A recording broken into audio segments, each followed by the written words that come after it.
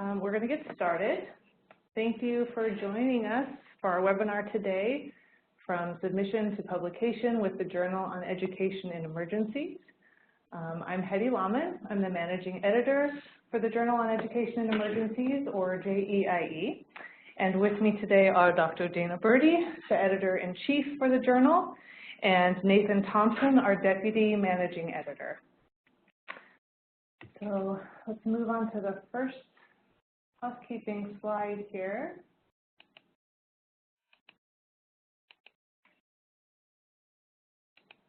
So please remember to mute your microphone to minimize the background noise.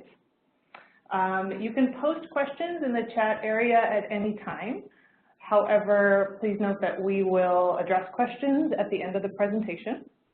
This session is being recorded, and you can find the recording and presentation available on the INEE website.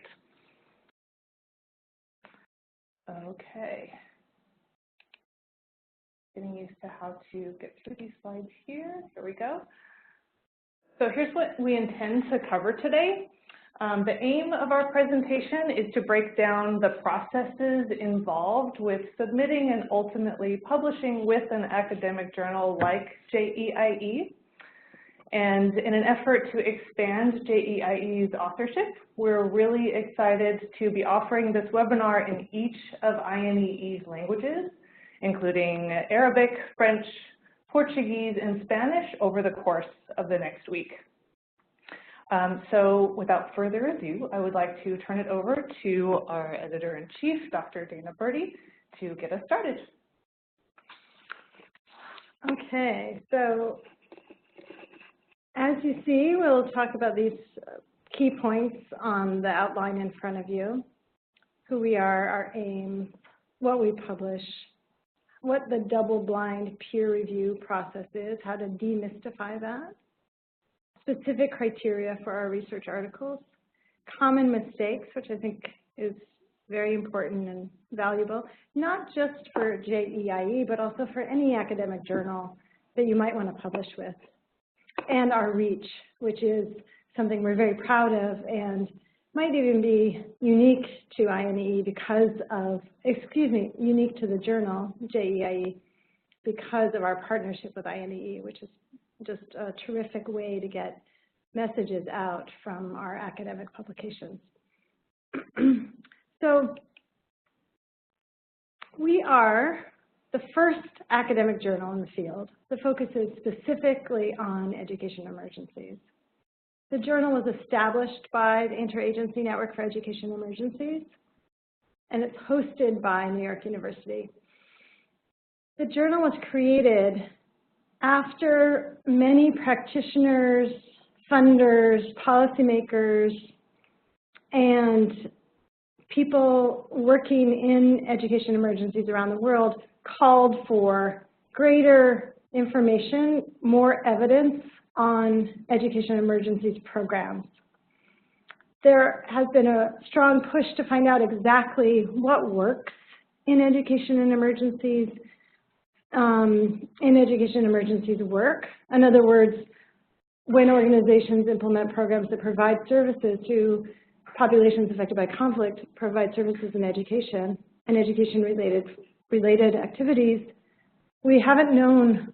There's been a dearth of information about what actually works among those programs. So although this is the founding principle for the journal and one of the biggest questions that we aim to address, we also look at other questions that have to do with more basic research, theoretical pieces, and of course, we want to see research that's conducted both qualitatively and quantitatively, not just research that will get at questions that respond to, that say something about large-scale implementation to huge numbers of people. We're also interested in very specific and detailed ethnographic research. So we want to bridge all of those areas of expertise and all those academic priorities, both on qualitative and quantitative methods, for example. We also, as I started to say, we bring together research, policy, and practice to strengthen the evidence that is available for education emergencies research. And this is really important because of the work that we do across academia and the world of practice. And when I say the world of practice, I'm talking about not only people who work in organizations that are administering education emergencies programs, but of course also people who participate in those programs on the ground, many of whom go on to pursue higher education and eventually become contributors themselves to promoting stronger programs and evidence to show how those programs work. Excuse me. Next slide. Thanks. I have a little bit of a cold, so going around that time of year. So we have a number of aims. The journal has a number of aims that we hope that we're achieving. We think we've been doing a good job so far, and we would like to reach out to even more people to increase our reach and strengthen the aims that we are intending to achieve. One of those is to, of course, stimulate research and debate. That means that we publish articles that don't necessarily adhere to one point of view. We want people to speak out about all of the interesting areas that they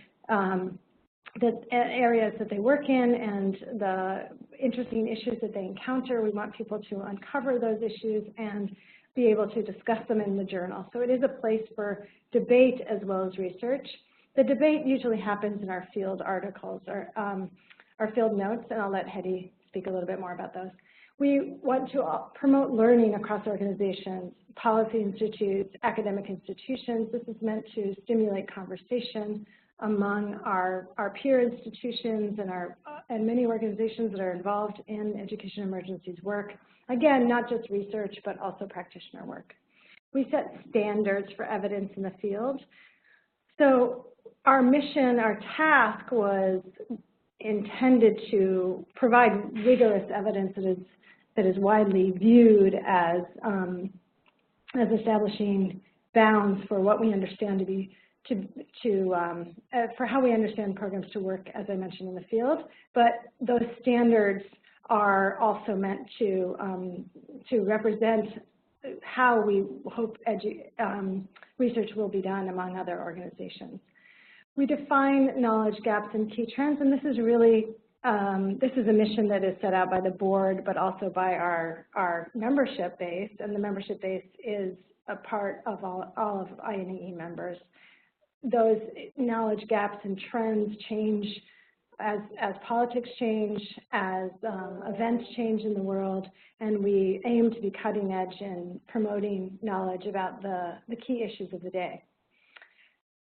Most important to our mission, well, let me not rank them, but one of the key aims of our mission is also to amplify voices in the field. So we want people who are based in countries affected by conflict, people who are not necessarily as widely represented in organizations that deliver services. We want also those voices to be heard and those underrepresented voices to be represented in the journal. So we do publish pieces from authors who are based in the Global South, and we also offer a little bit of additional support in certain circumstances for authors who may not have the resources that authors in the West have access to. And when I say the West, I mean sort of global North, for lack of a better term.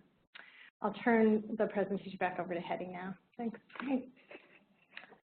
Thank you, Dana. I'm going to talk about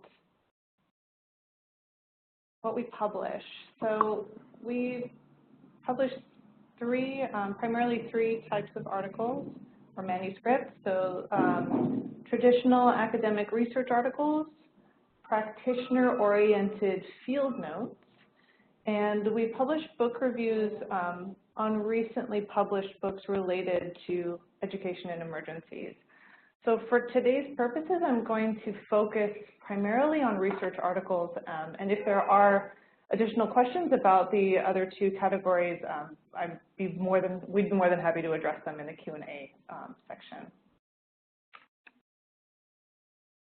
So one of the key pieces of this process is double-blind peer review.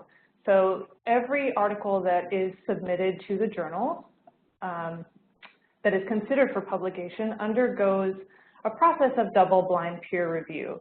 So this means that an editor receives a manuscript, that editor then selects a minimum of 2 reviewers to read and provide feedback on that manuscript.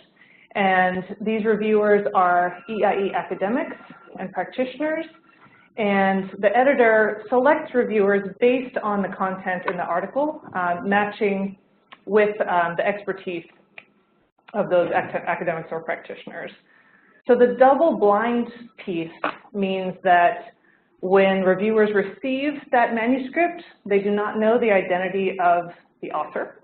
And once they've read and provided feedback on that manuscript, when the feedback is sent back to the author, that the author does not know the identity of the reviewers providing feedback. So we use this process to uphold the highest standards of academic scholarship, and peer review is the only widely accepted procedure for evaluating research. So I'm going to briefly walk through what that process looks like with this next slide here. So as you can see, it is an extensive but very worthwhile process. I'm going to use this pen tool here to help me talk through this chart here. So initially, starting at the top here, when the author submits a paper to the journal, the next step in that process is a technical check. So this is just to ensure that the basic standards of the journal are met. If that is the case, you go down with the yes arrow. The editor would then evaluate the paper and determine whether that paper is strong enough to go out for peer review. If so, the editor selects peer reviewers, as I just talked about, based on relevant expertise. Those reviewers read, evaluate, provide feedback on that paper. So then walking over to the right side of this chart here, the reviewers provide feedback. They send that feedback back to the editor. The editor then determines what to do with that feedback, sends that feedback back to our author, and then the author then revises according to the comments from reviewers and the editor. Then once a revision is submitted, that same process happens again to determine whether or not the paper has met the criteria set by the reviewers and the editor. So this same process could happen 1 or 2 more times, maybe even 3, depending on the level of revisions required, before a piece would finally then, down here in the bottom right-hand corner, be accepted and ultimately published with the journal.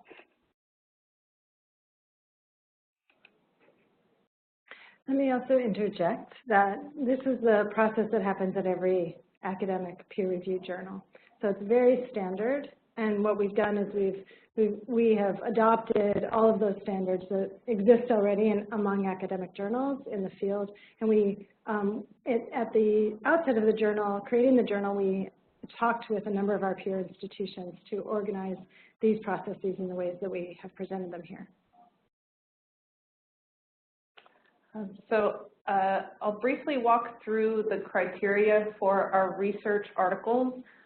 This can also be found, most of this information is available on the journal website. So articles must all include a clear research design, and the studies need to be situated within relevant bodies of EIE literature. Papers must include an explicit theoretical or conceptual framework and include rigorous research methods. And again, as Dana referred to earlier, these methods can be qualitative, quantitative, mixed methods, or authors might develop new EIE frameworks. The analysis in the paper must be original, and this is also to say that content in manuscripts must be original as well. So for example, if an author published a report with another organization, that same report could not then be published with the journal. So all manuscripts must be at least 75% original and unpublished material. And finally, authors need to describe the implications for the EIE field, and their conclusions must be supported by the data.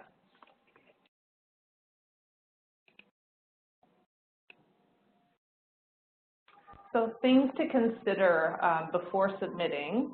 As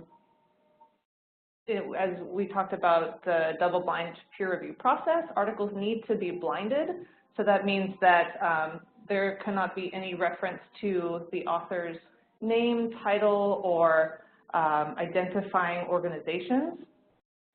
This is so that the peer review process can be, so that the reviewers do not know the identity of the author. And we also ask that authors do not over self-cite. So it's okay for authors to cite their own published work, but we ask that they do it sparingly. So again, it's not to identify themselves as the content of the piece. Original manuscripts must be written in English. I already referred to this in the previous slide, but it's important that authors state explicitly how their work contributes to the evidence base and advances knowledge on education and emergencies. These pieces need to be distinct from advocacy pieces. So the analysis must be critical, and the language must be clear and coherent. We do require a 200-word abstract for all submissions. And then the citation format that we use is Chicago style, the author date type, and that there's more information about that particular citation format available on our website.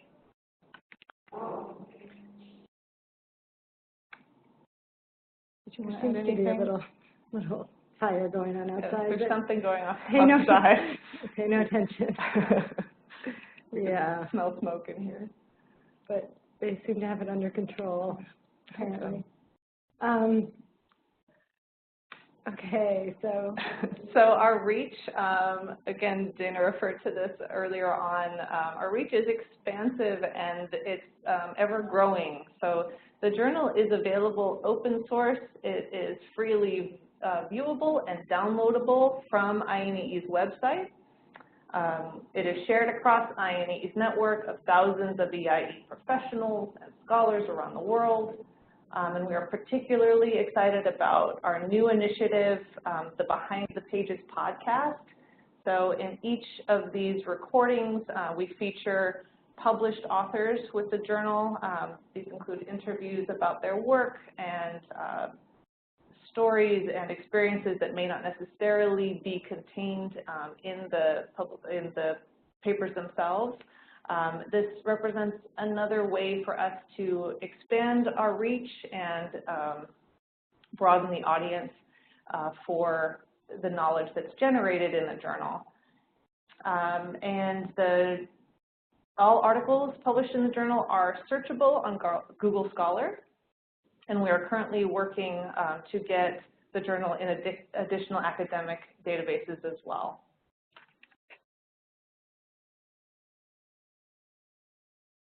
So with that, I will conclude the presentation. You can, again, this is our website. You can find much of this information there. You can always contact us with any questions at journal@ineesite.org. And we strongly encourage you to subscribe to the JEiE podcast, Behind the Pages. You can search for that on iTunes or SoundCloud, or if you follow this link here, it'll take you straight to it. So with that, we would like to turn to our Q&A portion of the webinar.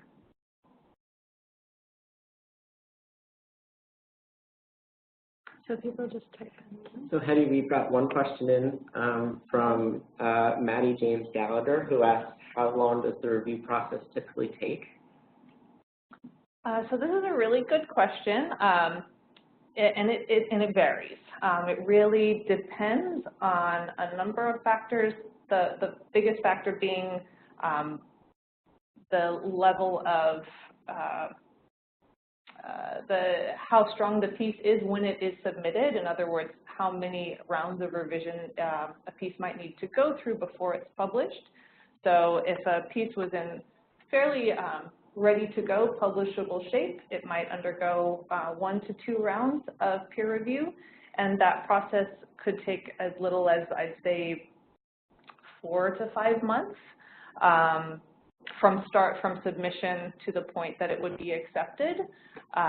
So our editors and our reviewers, it's important to consider that they are all volunteering their time. So it takes time to receive feedback from reviewers. It takes time to get that feedback back to authors. And then, of course, authors who are also working voluntarily on this work then take time to revise. So I would say a minimum of 4 months, and it can take up to a year, depending on how many rounds of revision a piece undergoes. But that would be on the longer side. And also, I would add that that 4 months is a relatively fast turnaround if we compare ourselves to our peer institutions. When I say peer journals, peer institutions, I'm referring to, for example, in Education, Comparative Education Review, or the International Journal on Educational Development. Those would be 2 that we would compare ourselves to. Or in a discipline like political science, we aspire to be similar to a journal like International Organization, which is a top journal in international relations that publishes both theoretical pieces and also very, very statistically oriented pieces. So there's also been a question that has come in by original research. Does JEiE refer to primary data or research that was not published before elsewhere? So the data doesn't necessarily have to be primary, although we would probably favor that. But the main point here is that the analysis must be original. So if it was secondary analysis of someone else's data, this would need to be a new contribution, original analysis on, telling us how this analysis tells us something different about this data that may have been used elsewhere. And, excuse me, and what kind of support might JEiE be able to offer to authors from the Global South or these underrepresented populations of scholars that we spoke of earlier? Who are those people who might receive support, and what kind of coaching can the journal offer? Sure. So we have, typically what happens is that we identify these people after they've submitted something to the journal. And identification usually includes being someone who's of a country that's underrepresented, being someone who may not speak English as their primary language. These are not hard and fast criteria because we haven't actually had we haven't had a bulk of people who fit these categories yet. So we've made these determinations on a case-by-case basis. But also these scholars would represent issues that, or a perspective, a point of view that we feel is underrepresented. I would say the 2 primary categories would be the place these people are from and their background in terms of primary language or sometimes education, not having gone to an institution that is one of the ones we often receive submissions from, for example. And when I say that, I don't mean that we receive many submissions from one particular institution, but I mean generally from the global north, in English-dominant universities. So, so those would be some of the criteria we would look for. But as I say, since this is evolving, we still make these decisions, these determinations on a case-by-case basis. What do we offer?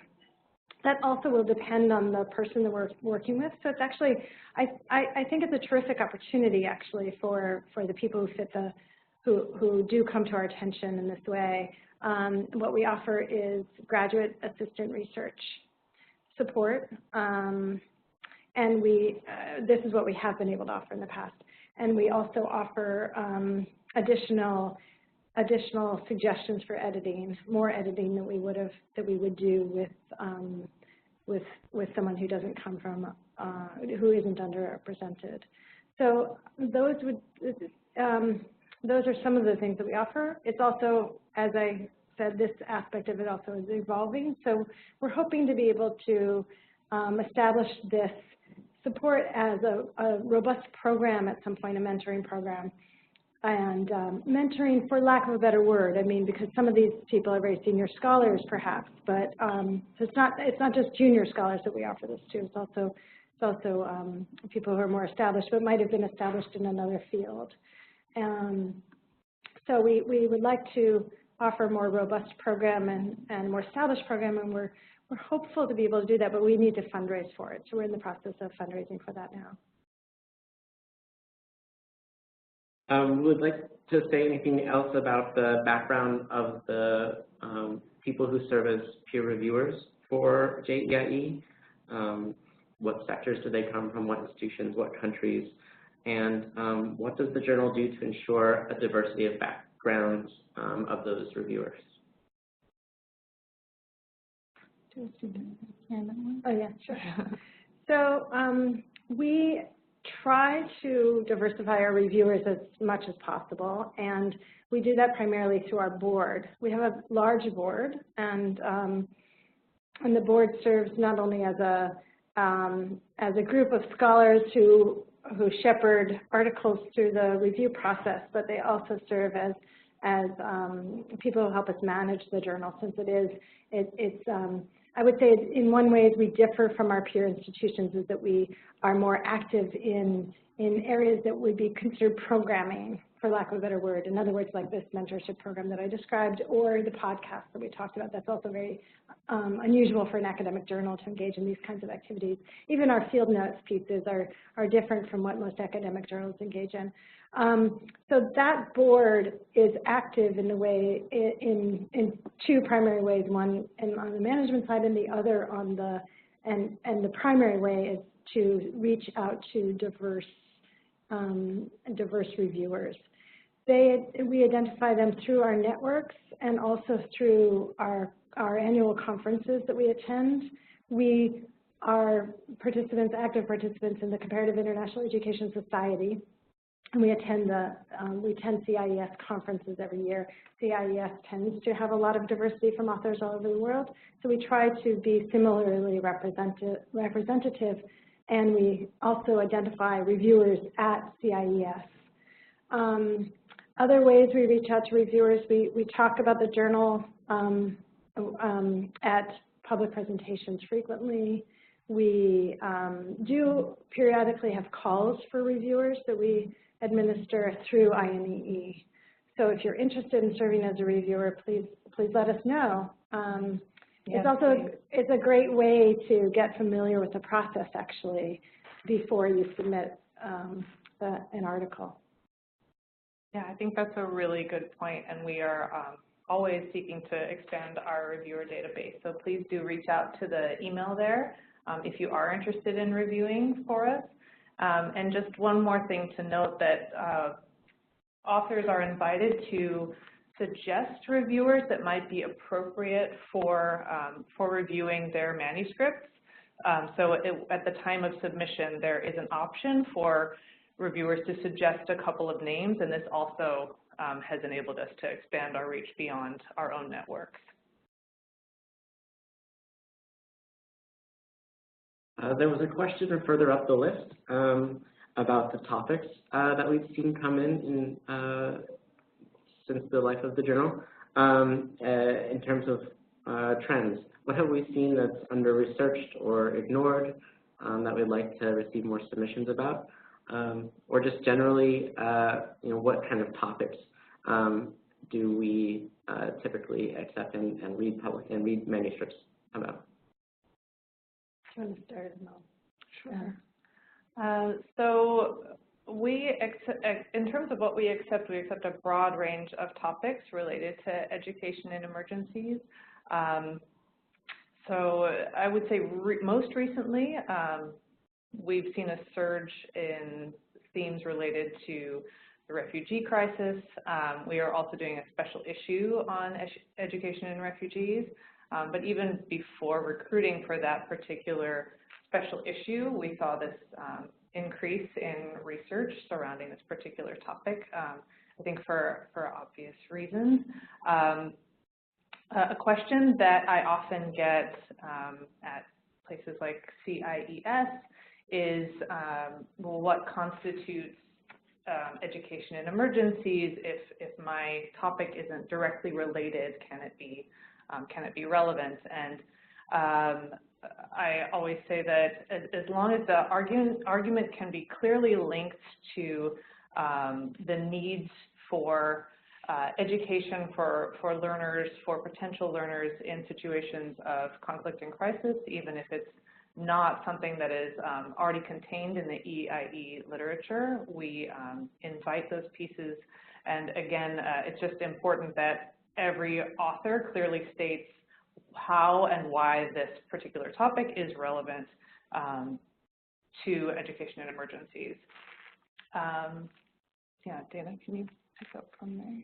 Yeah, I think those are terrific points. And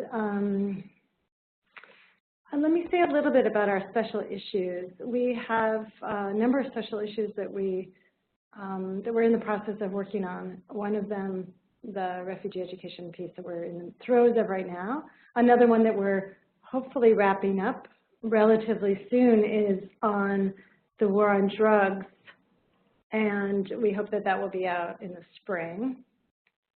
The special issues come to us in a couple of different ways. We think of them ourselves, or we notice that there's a large group of people who are interested simultaneously in a topic, and primarily people come to us with proposals for special issues, which is also common. It's a common process across journals, actually. So a useful element of academic publishing to know about. So some people have submitted to us requests for special issues. We review all the requests that we get. And we can't necessarily accommodate all of those requests, but we do review them, and we think it's an important source of topics for the journal. Also, another aspect of the special issue process that's helpful is that because we have no source of revenue the way most academic journals do. Most academic journals fund themselves through subscriptions. We're an open source journal. We don't charge, but we maintain the same level of standards as these other journals do. So we have to figure out a source of revenue to do that with. And one way that has been successful thus far is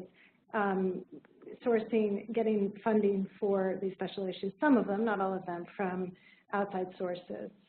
For example, Open Society Institute is currently funding our refugee education issue, which is really exciting. And we're in conversations with others for funds for other special issues. Another point I think about special issues, the last point that I'd like to make, or not just special issues, but topics that we consider really important. One of the topics that we consider really, really important, but we haven't received a lot of submissions on, is global climate change. So this is something that is increasingly in the news. It's an issue that policymakers are talking about more and more, and I think that more work is being conducted on that now. If anyone out there is interested in doing additional work, we're very interested in that topic, so please feel free to send us pieces on education any aspect of environmental change, global warming, global climate change. Thanks, Dana. I think we'd just love to reiterate that we'd also love to take questions verbally. We noticed that there are several callers on their phones joining the meeting, which is great. So if you'd have a question that you'd like to pose, just take yourself off mute and we can take those.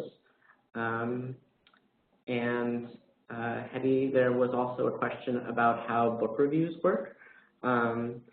Are book reviews by invite only? If someone is interested in writing a book review, can they contact the journal to initiate that process?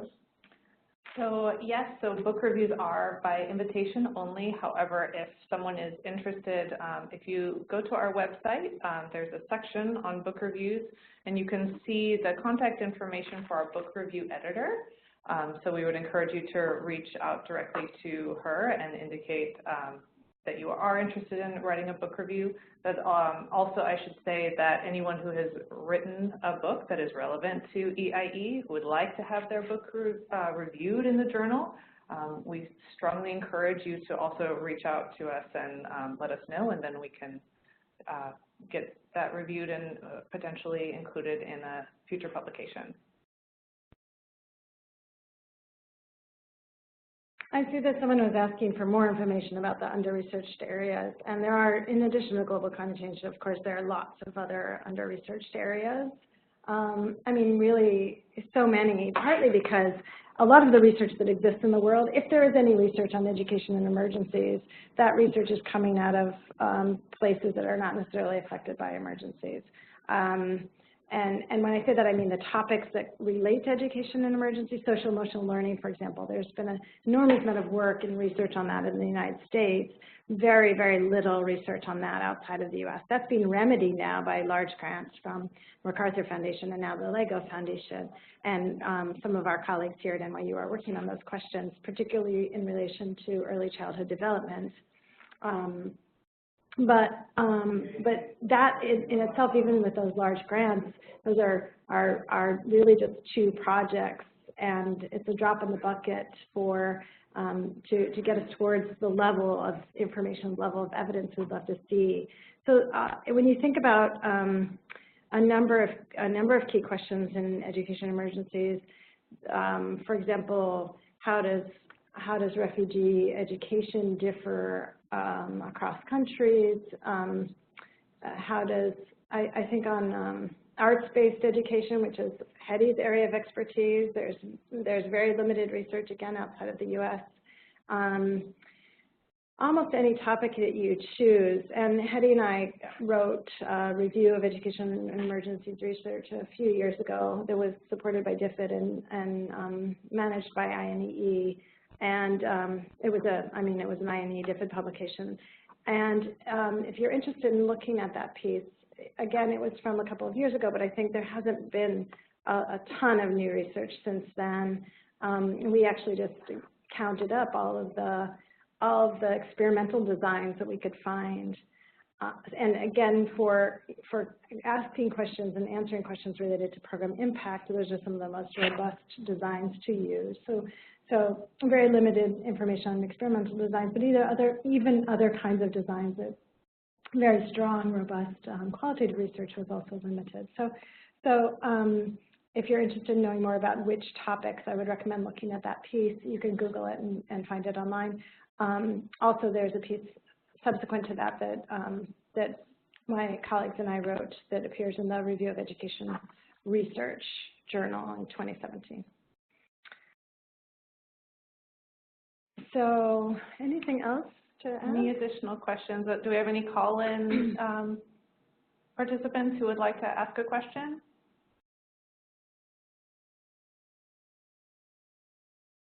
Looks like maybe we've addressed everything. Yeah, there's nothing else that has come over on our chat here that we have going on. So